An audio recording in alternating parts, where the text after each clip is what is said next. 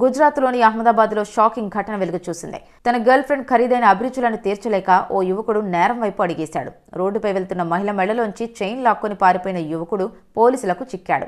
ఆయన ఎవరో కాదు, మధ్యప్రదేశ్లోని మానసా నియోజకవర్గ మాజీ ఎమ్మెల్యే విజేంద్ర సింగ్ చంద్రావత్ కుమారుడు ప్రద్యుమాన్ సింగ్.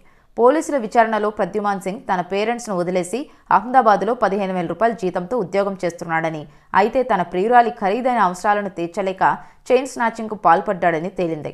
జనవరి 25న ఓ మహిళ మెడ నుంచి గొలుసు లాక్కొని పారిపోయిన ప్రద్యుమాన్ సీసీ కెమెరా ఆధారంగా గుర్తించబడి అరెస్ట్ అయ్యాడు. పిచ్చి ప్రేమలో పడి తన భవిష్యత్తును నాశనం చేసుకున్న ప్రద్యుమాన్ తండ్రి రాజకీయ నాయకుడైనా అతను చట్టాన్ని ఉల్లంఘించి దొంగతనానికి పాల్పడటం తీవ్ర చర్చనీయాంశంగా మారింది.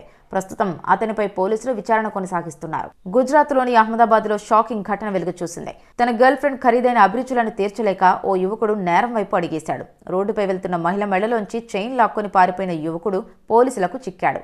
ఆయన ఎవరో కాదు, మధ్యప్రదేశ్లోని మానసా నియోజకవర్గ మాజీ ఎమ్మెల్యే విజేంద్ర సింగ్ చంద్రావత్ కుమారుడు ప్రద్యుమాన్ సింగ్. పోలీసుల విచారణలో ప్రద్యుమాన్ సింగ్ తన పేరెంట్స్ను వదిలేసి అహ్మదాబాద్లో 15,000 రూపాయల జీతంతో ఉద్యోగం చేస్తున్నాడని, అయితే తన ప్రియురాలి ఖరీదైన అవసరాలను తీర్చలేక చైన్ స్నాచింగ్కు పాల్పడ్డాడని తేలింది.